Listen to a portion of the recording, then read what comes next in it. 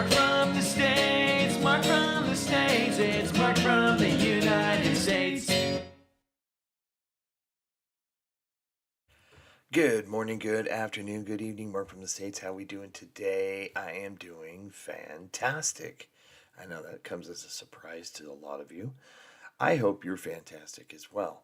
I have this spot right here next to me. Big fake couch. It's for all of you who I just absolutely adore. Thank you so much for coming and hanging out and watching some cool stuff with me. Today it's our friends. This has come requested by many of you. It's a new video by Magic GEEKDOM, Kara and Jeremy, friends of the channel. I again thank you for connecting us. I've been able to talk to them a few times, and of course I have an interview with them that's on the channel if you're interested, and it's very informative on what maybe if you don't know them, just getting some insight on their reasons why they went to the UK, why they do what they do, and they're just great humans. So it's always fun to dart back to a video of theirs, and it's great when it's heavily requested as well. Down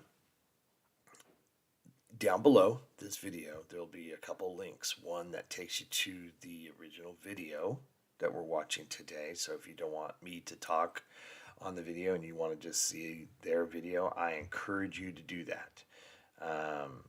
So that link is there. Also a link that takes you right to their channel to where you can just go down a rabbit hole and get lost. And they are just kind, special people. And I think if you're not familiar with them, you will love them. And if you are familiar with them, here's an easy way for you to get back over to their channel and support them, because it's important. It's important that you get over there and support them, and I encourage all of you to do that. It's be the good thing we all do today. Today, as you know, is 9/11 here in the States. It's 9/11 where you were at too, but as you know, 9/11 has a little more meaning and these days, and gosh, what's it been? 23 years. 23 years since the tragedy of 2001. And yes, so I'll be watching, as I do every year, not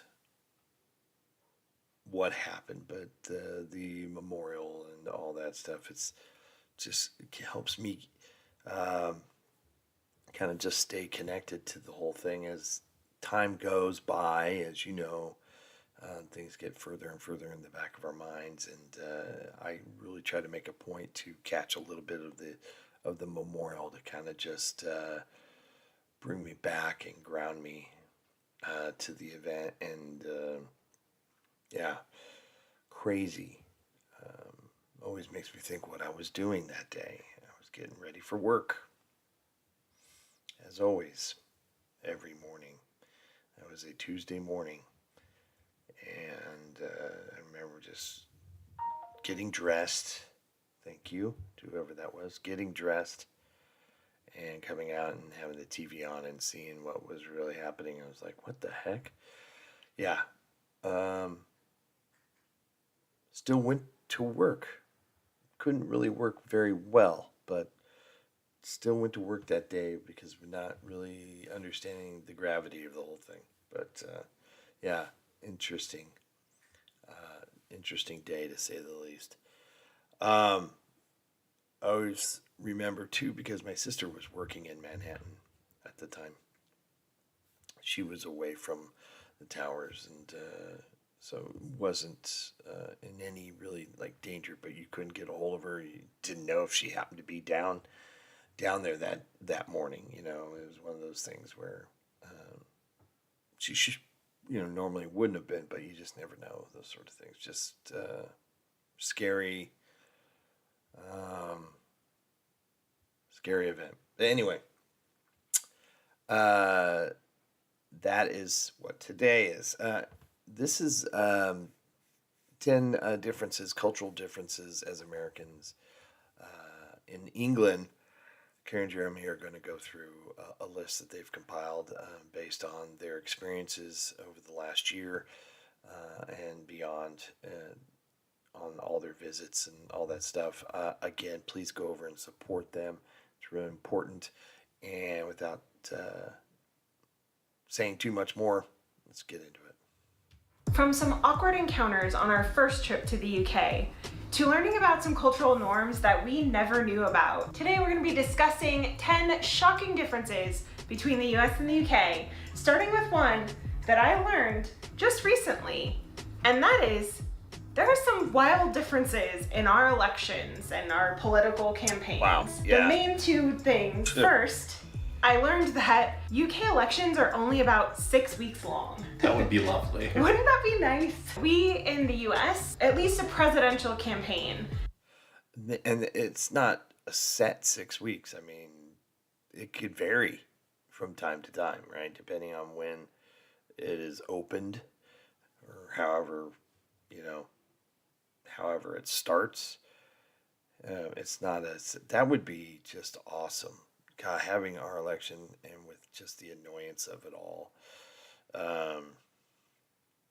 go on for so long, and you know when it's going to happen. So, I mean, everything starts months and months and months and months in advance. I mean, technically, if you really want to look at it, politicians never stop campaigning. It's always, especially if you're in Congress, there's always an election coming around. It's just never ending. And we had our debate last night, and that was just a complete debacle. It was, Trump looked terrible, and Kamala looked terrible. The moderators and ABC, who was doing the debate, really looked terrible. I just couldn't even watch it. It was awful. I just can't wait for this to be over with. Anyway, not a politics channel. So yeah, it would be nice if our election was only 6 weeks. Oh my gosh, what a dream. Can last, I don't know, 2 years. That process starts. And the idea of having a 6-week political campaign compared to a 2-year run just sounds so much less stressful. Yeah, I feel like the actual things where they debate and stuff like that are really more like the last few months, yeah. 6 months. But they're out there doing other kinds of campaigning and putting ads up. Yep. Yeah, at least a year. Fundraising. Probably. Talking about fundraising, that's actually a really interesting difference that I didn't know that the US was so unique in that we have so much financial backing in our political campaigns. There's so much money in politics.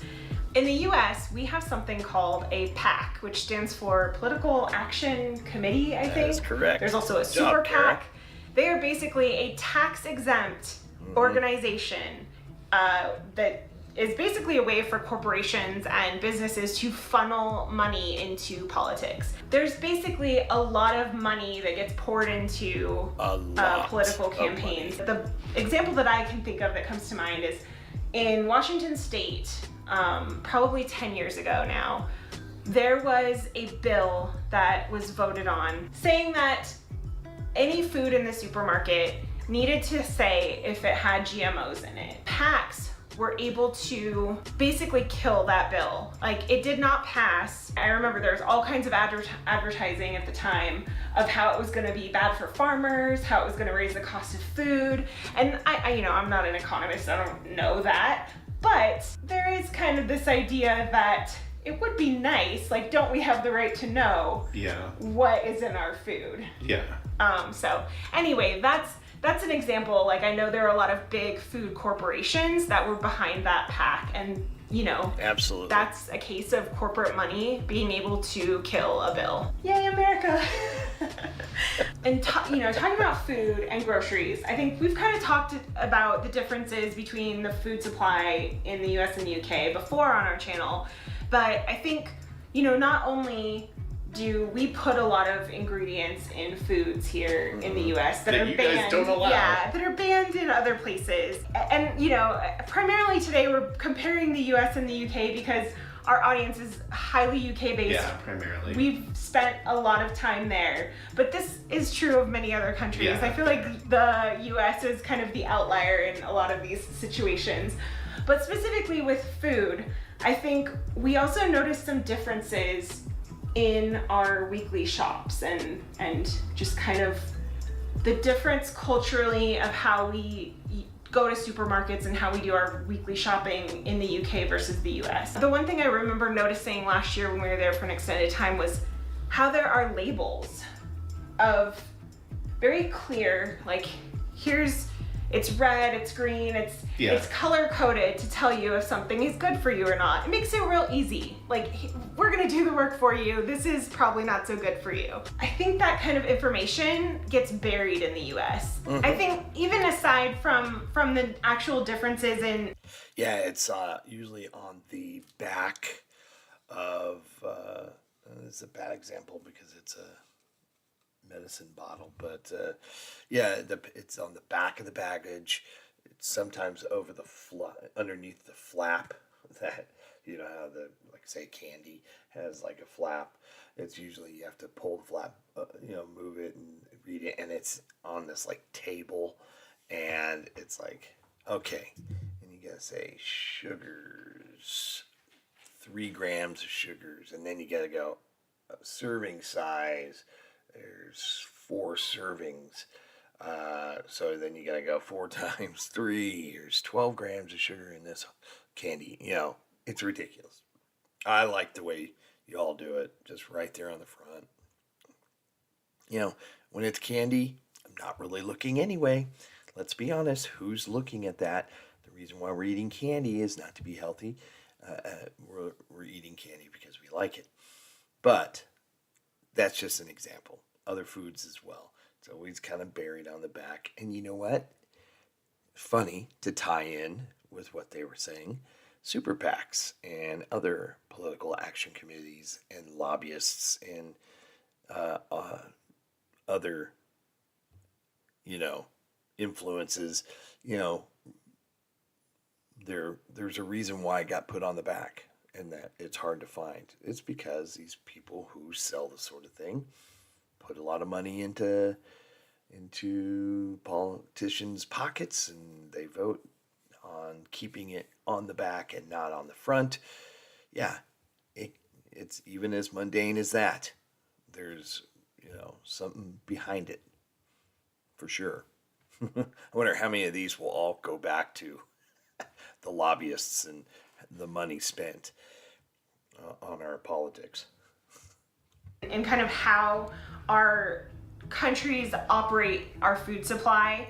I think there's like a very cultural difference between how we shop, because in the US, I feel like it's so much more common to do like a big weekly shop or like shop and buy, stock up. Like I think about my parents' house, and like my parents have a huge selection like stockpiled of all kinds of canned foods, like boxed food. They have like an extra freezer in their garage that has all kinds of extra food in it. And I think that kind of presence is more common in the US, probably a combination of having more space to store more food, but also just, we put a lot more preservatives and things in our food. Yeah. Well, I think it also goes back to like a lot of the places people don't drive there.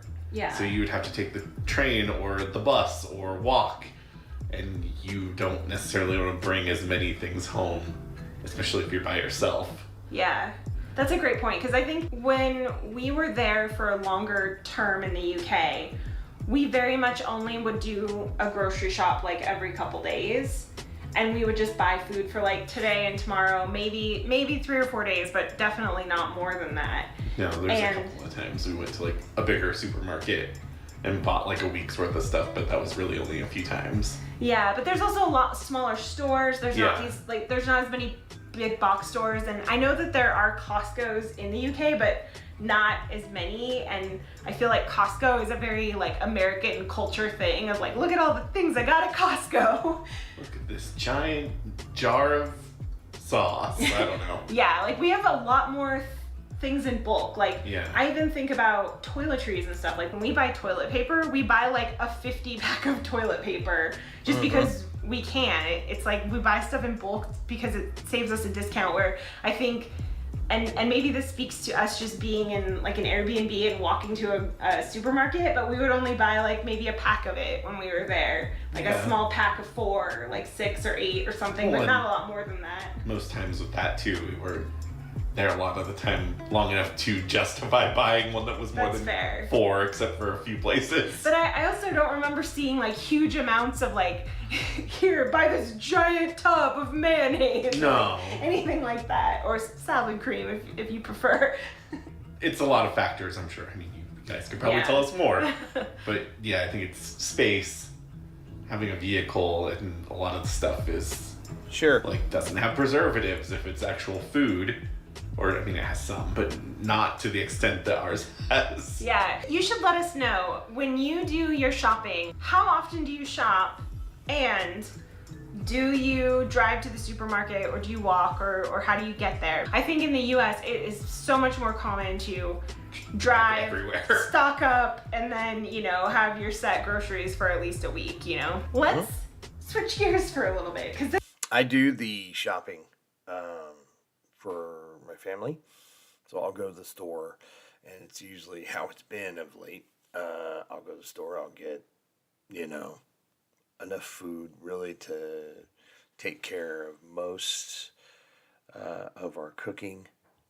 I'll get the chicken, you know, we'll put it in the freezer, and we'll have we can make dinners really for over a week easily.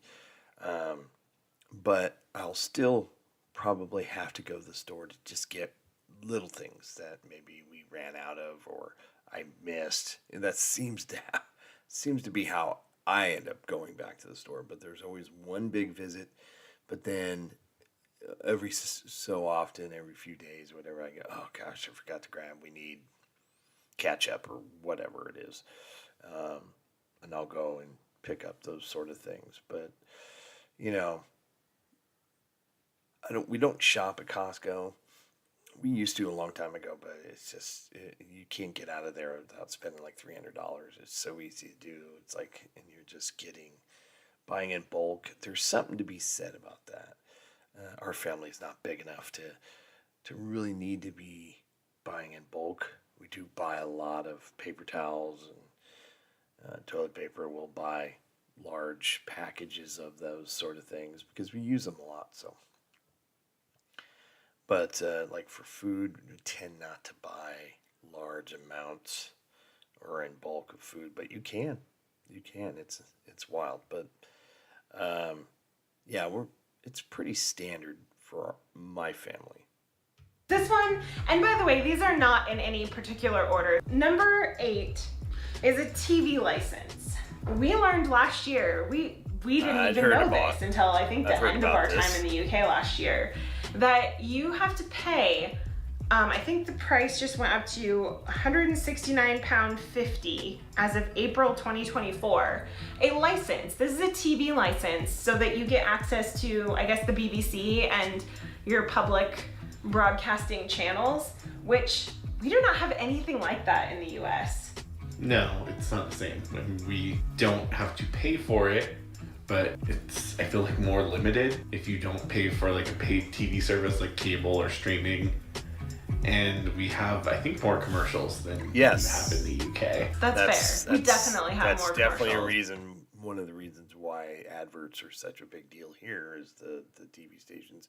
If you just had an aerial antenna, or you can watch free TV and wouldn't have to pay a dime if you had the antenna. They've set up to where they always have to have something being broadcast through the aerial. You can get TV for free, but and on the flip side of that, that's how the TV broadcasters, TV stations, can make money. and pay for, allow us to watch it for free. They overload you with they sell advertising space. So it's a do you just pay it up front and not have to worry about adverts, or do you not pay anything and allow adverts? I guess is where it all comes down to it. But even when you do pay for, like, say, DirecTV, which is our cable company, you're getting advertising and you're paying for it. So you're like, well, how does that even? But you're able to, if you record it, you can fast forward through it, I guess. But still, you're still, no matter what, advertising here, the worst. Or adverts, as we like to call them. The reason that I learned this difference is because I saw somebody, like, it was suggested on YouTube one day, somebody was refusing to pay it because they don't watch those channels, and they were saying that, I guess, even if you watch YouTube, you still have to pay for the license, and they were like, no, I'm not doing it. And I thought that was an interesting video. Strange thing for me to come across as an American. Our networks clearly operate differently. We have these huge budgets because of all the advertising and stuff and money that's in programming. They're all for-profit organizations. They're not run by the government. Yeah. I think we've known about some of the different aspects of the BBC versus some of the channels that we have in the US. I just had no idea that there was a license fee, and when I found out about it, I thought, that's kind of weird, but you're probably used to it. I just remember the first time that we went to the UK, and sometimes still when it happens, we will go to the UK and we'll go to, a lovely town, and then we'll call it a city or vice versa, and we'll always get a flood of comments saying, like, that's a city, not a town, or that's a village, not a town, or that happened to me too. Whatever the case may be. And I think we've had some people explain to us that the classification of cities is different than the US, because in the US, and I think a lot of other places, it's basically by population size. Yeah. So, like, any big metropolitan area is a city, and anything else is a town. And, maybe some unique areas of, like, New England, they'll have boroughs or villages, but it's not very common. And so for us to come over to the UK and there's all these classifications, and it's like, well, if this place, there's a cathedral here, so this is a city, and this place doesn't have a cathedral, but it's a city. And we ended up finding out, because we've had a lot of people tell us that basically any place that has a cathedral is a city, which I guess that's how they used to do things a long time ago. But there's a really good Map Men video about kind of all the intricacies of it. And I guess cities are now determined by the monarch. And so that's why there's, like, different classifications of, like, whether they have a university or a cathedral, or if they don't, they're just big industrial places. Like, I guess Birmingham was the first city that was a non-cathedral city. I mean, it was really, really hard for us to get used to, and I still, every time that we go anywhere in the UK, I will do my best to Google, is this a town or a city, so that I don't get it wrong when I say it, because I know that people will come after us in the comments about it. We still do sometimes. I know, we still Our get it wrong. will tell us first, and then we'll hear it in the comments. It's a city. Is it a city? Oh, dang. Now this. That's funny, because I've received the same comments. I loved it. I love the fact that people are like, no, this city, and because that is confusing for a non-citizen of your country. Here it doesn't matter. I guess officially it probably matters, whether it's on documentation, on that sort of thing. But as just a person, it doesn't matter. At least in my opinion, here we call big metropolitans like Los Angeles or Sacramento here. Those are cities, obviously, but we'll still call them towns. That's just how the vernacular is. It's Sac Town, or it's just, some people call everything a town, because that's just how they grew up. It really doesn't matter. Nobody will put up much of a, like, no, that's a city. But yeah, I do know, or at least have seen and felt, that the definition of city and town and village is a big deal. Which, and then again, what defines it, and trying to learn all that stuff with cathedral, and I have seen that Matt Men video that she referenced. It is really good. You should go see it. Those guys are great. But it is confusing for someone who doesn't, live there. So I've always, when we're watching videos on certain villages or cities or towns, I get it probably wrong every time calling it what I call it, but it's quite interesting. This is something that we've discussed before because it was a shocking difference, not going to the UK, but coming back. It was kind of the reverse culture shock of being in the UK for, 6 months and then other parts of Europe for another 2.5 months, and coming back to the US and going, wow, we drive everywhere. And there are drive-thrus everywhere. And it made me reflect and think about how we just walked so many more places when we were in the UK. We have been to maybe a McDonald's drive-thru, maybe more than that. Not very many in the UK. Only a handful. When we go a couple towns over, we go and get coffee. We usually wait in the drive-thru. And every time that we're in that drive-thru, it always has a long line. You could probably walk up to the window outside and get your coffee faster. But we just have such a drive-thru culture that we're like, we're all just gonna sit here in our cars, breathing in each other's exhaust. This is good. This is the good life. The next one on our list is something that we don't really talk about too much. Well, we don't have a lot of experience. We don't have a lot of experience with at least the NHS, but we have a lot of viewers bring it up because I think too. Before I allow them to continue, just to top off on the drive-through thing. Yeah, I think space has a lot to do with that too. The way that there's space for cars to just line up and go through a drive-through. But yeah, there's more of a culture of walking, and which I love. I think it's great. I wish things weren't so spread out and our public transport was better, and not so much, maybe not here in my town, but there I go. I called it a town. Technically, I think Ventura is a city, but a town. It'll always be my town. But yeah, to be able to just stay in your car, there's something about that, not having to get out and go inside. But yeah, it definitely, in some occasions, would be a lot faster to just get out and go in and, be done with it.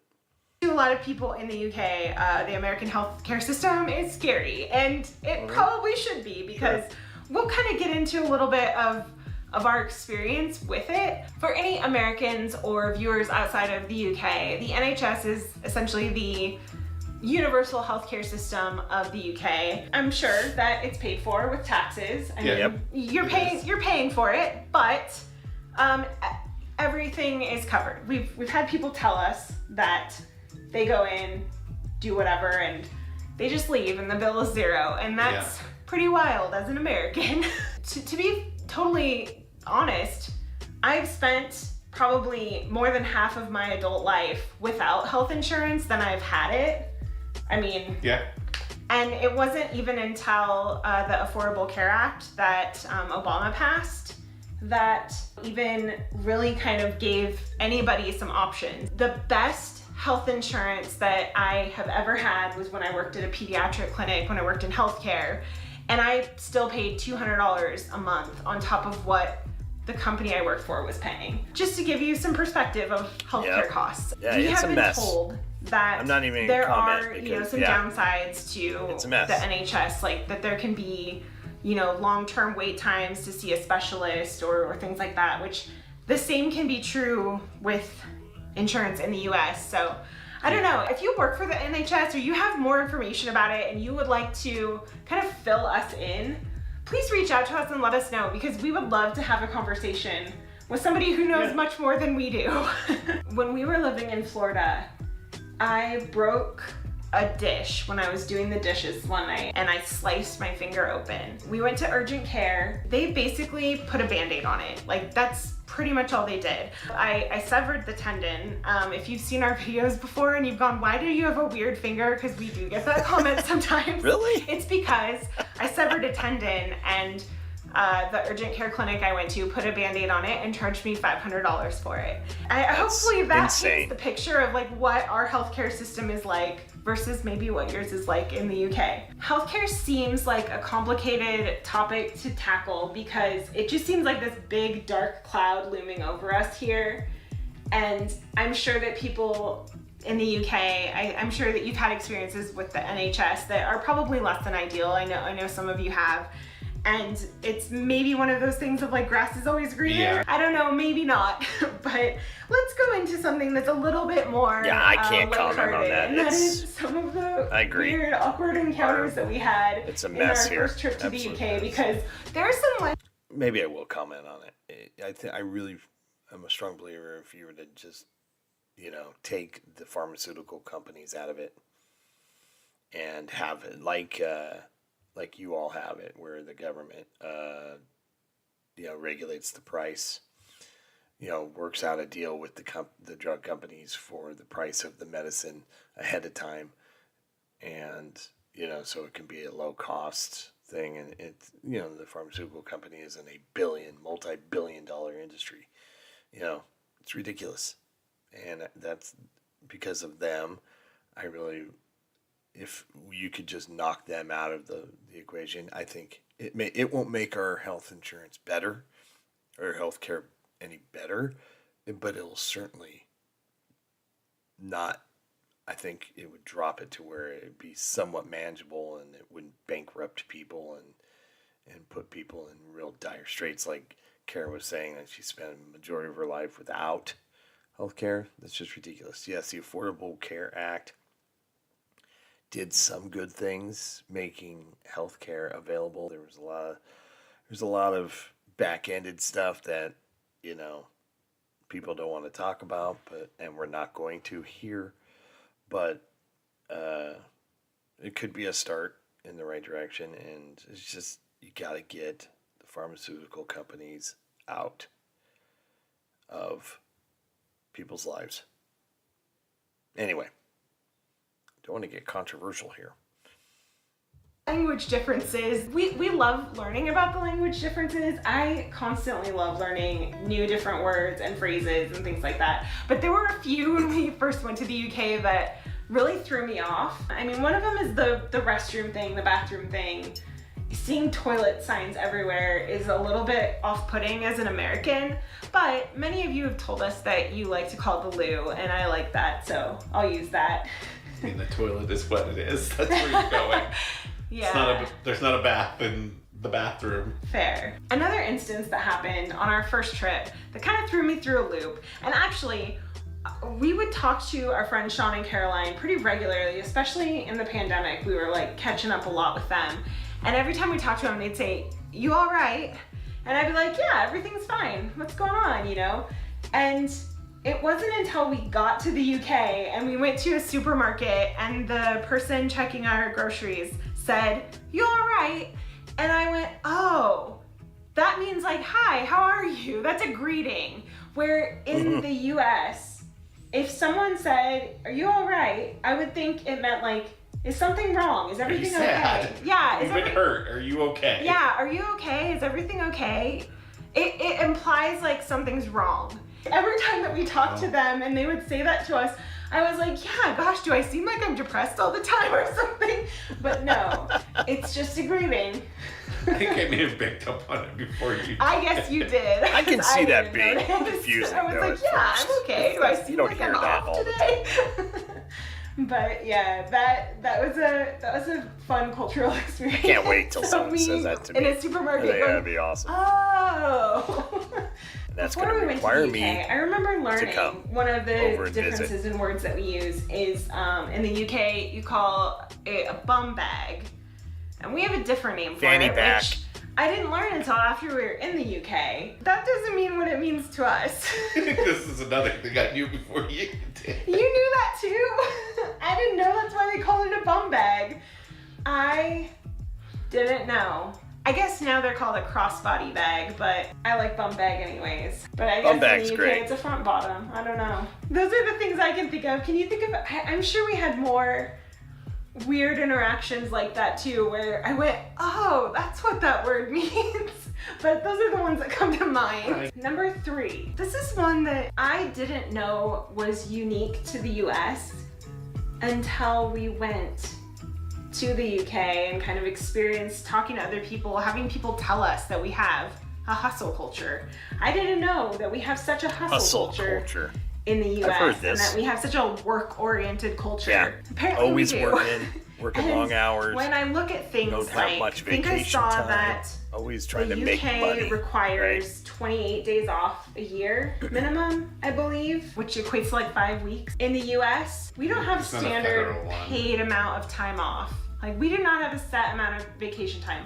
There are different rules and regulations depending on like the city and state that you're in. Like, for example, when I used to work in Portland had a mandatory 1 week of sick time paid off. If the business wants to, maybe 2 weeks paid time off is standard, but that's not even standard. That's No, a lot of places you like accrue it as you're working. So Right. you might end up after working there a year with 2 weeks because you get, say, 2 hours a week yeah. that you accrue every Yeah. time you get paid. You know, realizing Yeah, that it does vary. A lot has to do with the company you work for sure. I've worked for a large hospital when I was younger, and you, when hired, you got 2 weeks. Excuse me. What are you doing back there, Leo? Sorry, Leo is sidetracking me here. You got 2 weeks when you were hired, but you were on a grace period, a 90-day probationary, right? So you had to at least get 90 days in before you could take any vacation time. And as you know, as the year goes, technically you're getting more and more added to your, but you can, once you're past your 90-day start level, you can start taking vacation times. It's just, you're essentially accruing the hours. With every year that you're there, they usually will add, you'll get a week. So right now, I don't work for a big hospital. I work for a small IT company, but I have 4 weeks of paid vacation. I never use them all, ever. And I have like 3 weeks of sick time. So I in the grand scheme of things, I have, it's pretty good. I have a lot of time and this is paid time. But it does differ between companies. I would say more or less. I think there is there's a kind of a standard that most states will have, but it will definitely vary between the company, whether they offer more or less. And generally, the longer you work there, the more you end up getting, so on and so forth. how different we are in that regard, it's kind of a bummer. Like, really? Wow. You know? Goes back to like the server thing and tips too, that is Like the tipping culture, yeah, because we don't have a federal like minimum wage. I mean, we do. We do, but it doesn't affect some people like servers. Depending on the state, Yeah. I have always felt the hustle culture. Like, I kind of like the hustle culture, I think. But then when I actually think about it, and it's like, gosh, 28 days of paid time off. Like, I haven't taken a full week off of vacation in years, like literal years. Like, even when we went on a cruise, I bought the highest internet package so that I could work on the cruise. Like, that is how much of a hustle culture that we have here. Yeah. And I think about, you know, people that we know who work 2 jobs. Like, my friend that's getting married picked up like an additional job so she could pay for her wedding, and like just things like that, where it's like, you shouldn't have to do that just to, you know, survive. I think being like sort of self-employed is like the same thing. You're not guaranteed any sort of vacation because you're kind of your own boss. Gosh, we could take a lesson from other countries. So I actually only added this one to the list this morning. And that's because I saw a post on Facebook that said, yard signs. What's a yard sign that's an instant red flag? And one of the top comments on the post was, I'm British, what's a yard sign? And I went, what? Oh wait, yeah, now that I think about it, I don't remember seeing yard signs in the UK. I guess it's kind of a combination of like yard signs and flag culture. When we traveled throughout the UK, I remember seeing flags for Cornwall in Cornwall, Welsh flags in Wales, you know, Scottish flags in Scotland, some English flags in England, but not a ton of Union Jack flags.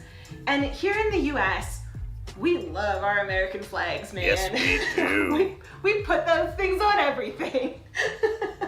Lots of people do. But we do. I mean, you drive down the street and you see cars, vehicles with American flag stickers. You see, you know, houses that have flags. And I guess to answer the question of what's a yard sign, I think mostly they're political. Yeah, usually. Yeah. It's for Usually. someone running Usually for around. office. It's just interesting because I think we learned from being in the UK and differently, but in a similar vein in Germany, like we didn't see signs like that in the UK. And in Germany, they were only in certain spots. They weren't like in someone's yard. They were in like central areas where I'm assuming there are places where you could place signs like that. We do have that. Yeah, you see around election time, people will have certain candidates that they support. Just little signs you push down into your grass or whatever, and then they come down. There's like, at least here in Ventura, you have to have down, not in your yard, but because you'll have those same signs that are, you know, promoting a candidate or an actual bill that is going to be voted on. You'll see it'll say no on 38 or yes on 22, whatever. You'll see those along the street too. Oh gosh, yeah. Come November, they're going to be, or late October, they're going to be everywhere. But those on the street all have to be down a week after the election, so they're generally all taken down by then. But yeah, yard signs. Yeah, you'll see them in people's yards, and flags. Yes, they're everywhere. I don't have a problem with that. I like it. I have a flag in my yard. It's not a actual flag from a pole that's waving on a pole. It's actually a painted American flag on like a wooden gate that has been taken off, and now it's been painted. I like it. It's just kind of an artistic piece, and instead of actually having a flag. But my neighbor's got a flag. Down the street's got a flag. I don't have a problem with it. I don't. I remember being Different in the culture UK in that and just regard, feeling for sure. like, it's so refreshing to not see political signs, because, you know, talking about the differences earlier of like a 2-year campaign versus a 6-week campaign, they're just there all the time. Even like 4 years that they're president, you still see, you know, There's signs. some people that leave them out still.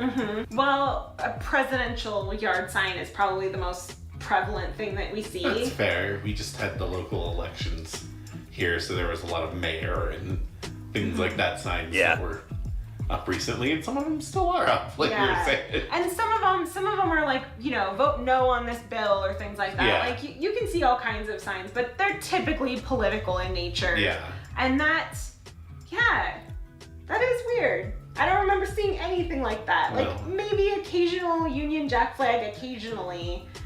And probably more like localized like flags to the area that we were in. Yeah. But nothing like here in the good old USA. I think. One last thing on that. If they were to say you couldn't do it and put up political signs in your yard or on the street or anything like that, I'd be fine with that too. Here in the US, flying an American flag is seen as patriotic, and I think in other places in the world, like, I mean, I feel like, you know, like Germany and stuff, that's seen as more of like an extreme thing to do. It's like a nationalist thing to do. So, I don't know who's right and who's wrong. Don't know. But we do love a good American flag here. Number 1, we've made it, at least on this list. And that is drinking culture. I think most Americans would know that there's a pub culture in the UK, and probably at least a drinking culture to some extent. But I don't think until we were there that it's like just very normalized, where I don't think that that's necessarily, like, it can be here, but it's just like an everyday part of life. I don't see people here going to the pub or the bar every day, but I think they're a different creature. Like, you're going and having a meal and Sure. hanging out with friends at a pub. You're not necessarily doing that at a bar. A bar might not even have food. One of the differences that I noticed between the drinking culture here in the UK, and I think I even knew about it from our friends before we went, but in the US, we have a similar alcohol limit. Like, what do you call that? The blood alcohol limit? Yeah, blood alcohol level. count? We have, I think it's 0.08%. It depends on the state. In many states. Sometimes it's lower, sometimes it's like 0.05, which I think it's 0.05 in Scotland if I remember what I was looking up. It's very similar in what the limit is, but as Americans, it's very standard to have like 1 or 2 drinks and then, you know, drive. Like, you go drive somewhere. Maybe part of that's our driving culture. We can't just walk to a pub. Plus, But everything's so far I think away and we public learned transport from is friends and people we knew, I think even before we went, that like it's really not, like, you shouldn't really do it. It's frowned upon. Like, you shouldn't even have a drink and then go drive. And so when we've been in the UK, I've never done that. I've never, anytime that we've had a car, I've never drank at the same time that I'm driving. No, but like occasionally in the US, like I'll have a beer and then drive home.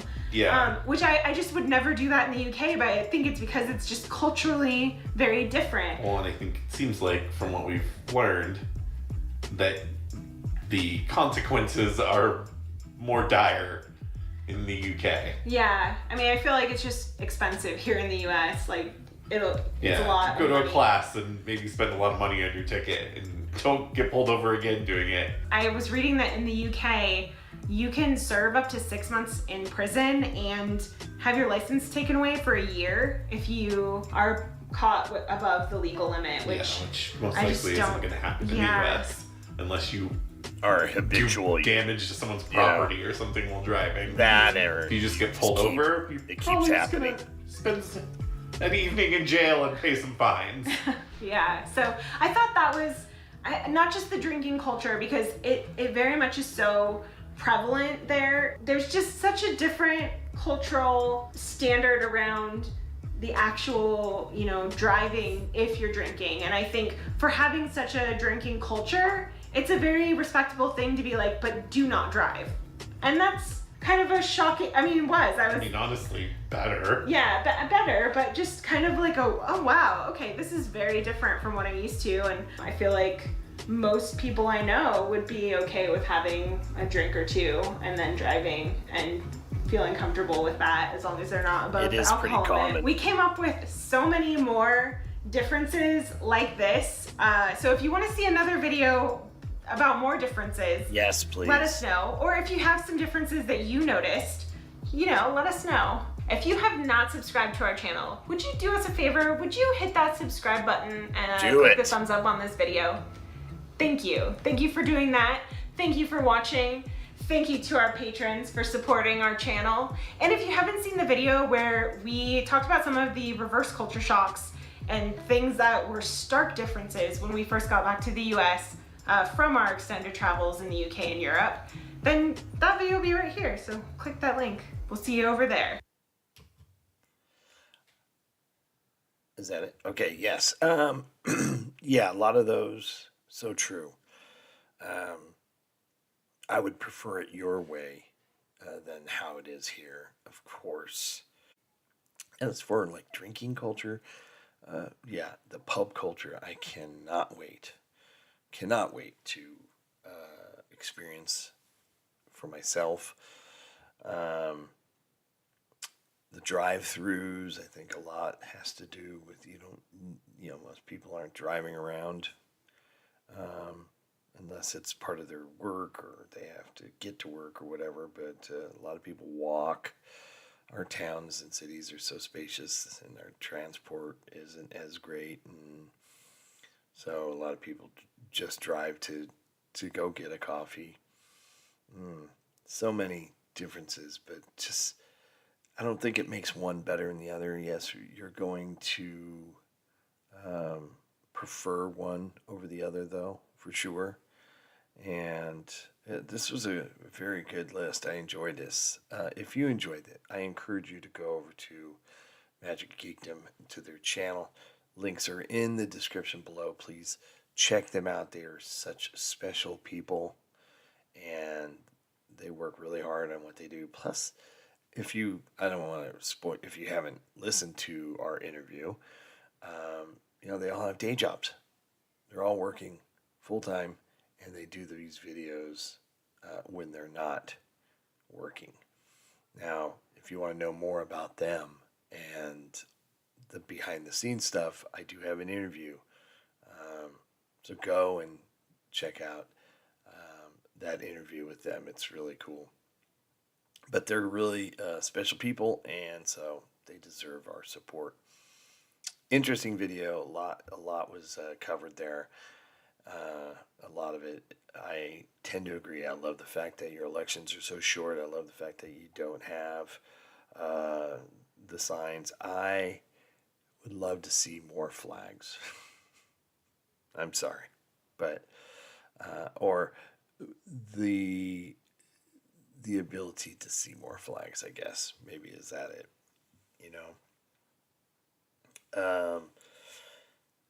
let's see. Yes, of course, your healthcare is, I think, better in the long run. I think it is better. Ours is it's such a confusing mess and expensive mess. The drinking culture, I just need to experience yours before I'm this isn't a who does it better anyway, so it's all about preference, and some things are different. That's it. That's what I love about their videos. It's not saying one is really better than the other, although they prefer some over the others, and that's okay. Go support their channel. Hope everybody's happy, healthy, and safe. Thanks so much for coming. Really important that you get over there and show them some love. Take care, everybody, and we'll see you soon. Bye. Mark from the States, Mark from the States, it's Mark